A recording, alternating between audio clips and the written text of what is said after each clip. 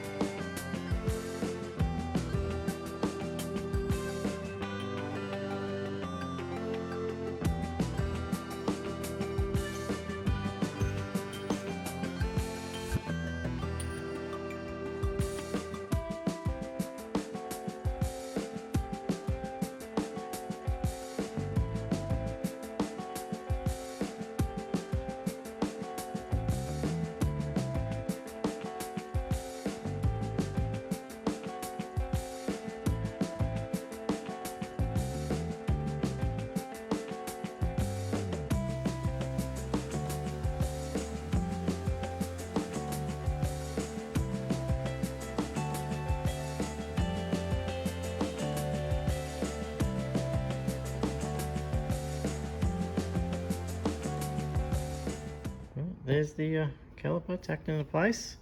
I thought I had the time lapse rolling on this when I was doing this. Lined this all up, tacked it into place, made these. I didn't have time lapse going. Sorry about that. But got the chain lined up.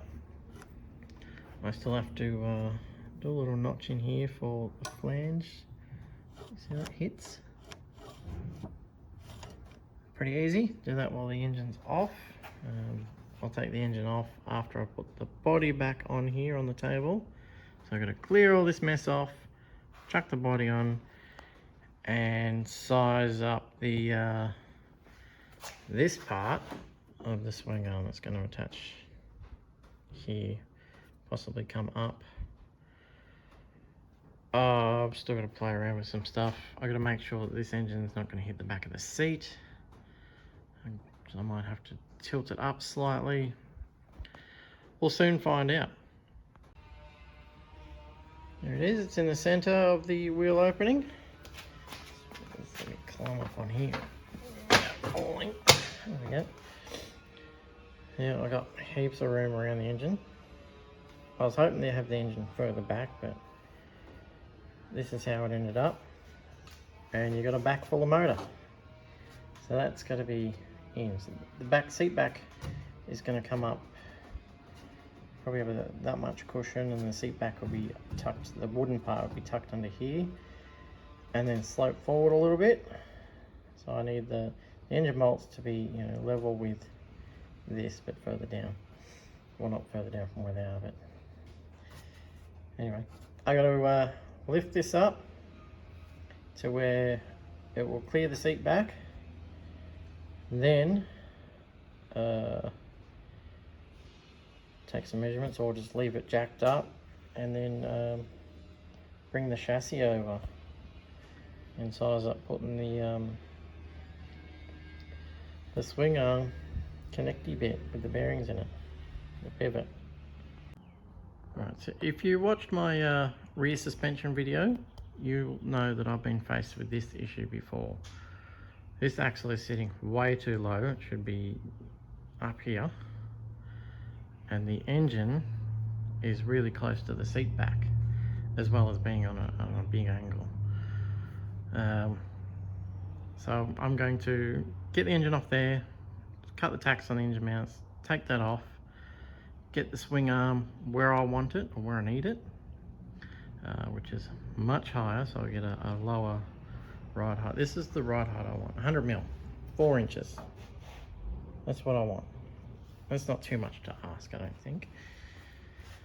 But with this size engine being so long, I'm gonna have to lift it up and back, which I should be able to do. And yeah, fix this atrocity.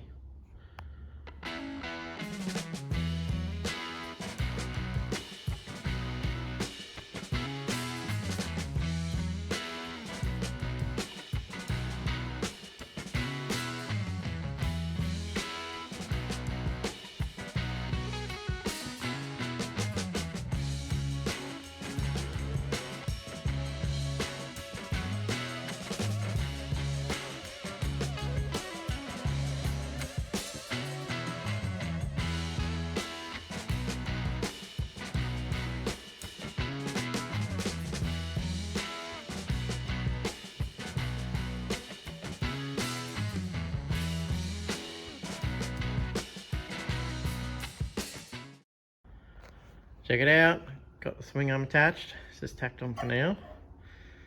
So right now I'm going to remove the 2 hoops there, and the front suspension. And then I'm going to lower this down, put the body on, and then lift this back up to see where I need to mark the body to have cutouts in it, so the axle can come up through the body.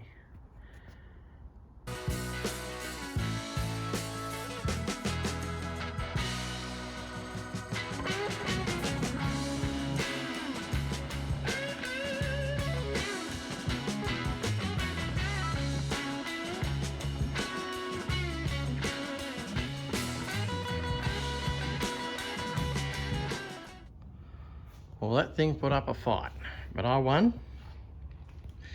So, right now the axle is sitting below where I want it to be, which is fine. I want the center of the axle to be sitting here. It'll pretty much match the front, which isn't attached anymore.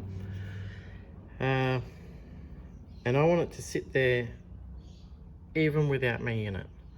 So when I get in it, it's going to droop a little bit, or it's going to lower the back a little bit, as well as lower the front. The front suspension will compress a little bit. I want this to compress a little bit too. I want to try and get this rear suspension a lot stiffer than the last time round, and then have a bump stop. because I don't want it to, I still don't know what room I'm working with in here. I'm going to put that rear hoop back in, which is easy. Then I'll get this set back at, I'm calling ride height, but it's going to be show height. I want this chassis rail to be parallel with the ground when I'm not in it, and then when I'm in it, it'll drop a little bit. It'll also drop in the front a little bit. So yeah, so I'm going to get this marked out, get a hole saw, put a hole in it, cut some slots, and fingers crossed it works out good.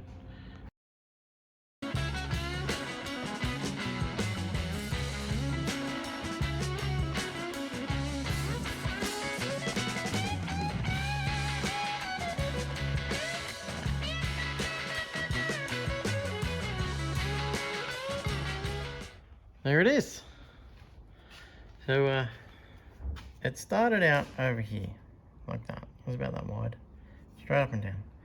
I tried to I tried to lift the swing arm up, and it kept hitting, so I had to take it back and back and back and make this open more. I chipped some of the gel coat, which is fine, I can fix that. The other side's a bit cleaner because, you know, this is the second side. It always comes out cleaner. I can potentially put fiberglass back in here. I don't know if I will yet, if it'll be too much of a mess around or not, or I just sort of make the opening more even, which would look, I think I'm going to leave it like this for now. But at the moment, this is at full compression on the bump stops. So put that there, it's about 27 on the center of the axle. I want the center of the axle to be here when I'm not in the car, or thereabouts, close as I can get it. So this is what I'm left with. This is how much room I've got from here to there. And then I can come back a little bit, hopefully enough. So I'm going to put this hoop in, try and manhandle the engine in there, which I'm not going to enjoy. I've had a sore back for the last 4 days and I've still got it. So try and shove him in there and see what it hits. Let's see how much room is left in the engine bay. Not much. I need all this room. I need it to come up that much to clear the sprocket on the gear shifter rod. I might look into getting a smaller sprocket. If I can, that'd be awesome. If I can't, I'll make this work. So I just gotta lift the front of the engine up a little bit and move it back a touch, like not even half an inch. So up about 3/4 inch or about 20 mil, then back half an inch or 10 to 12 mil, and it should fit just. I thought it would have been over more, but it's not that far off center. Center's about there. So, you know, I'm happy. Get this body off now and get the engine welded in.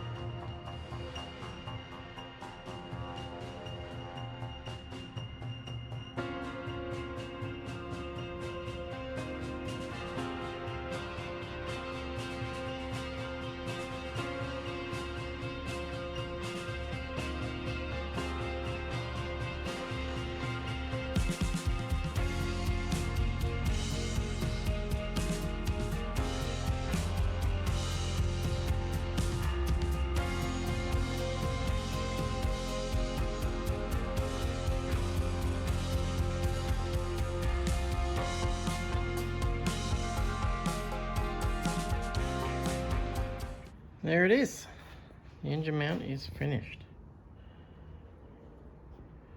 It's all welded up. I've got to clean up those two bits.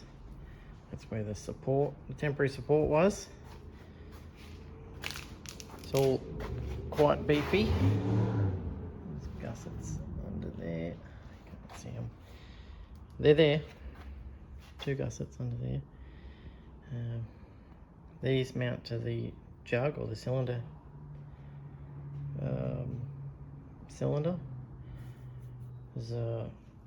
It was too much messing around trying to get this connected to there.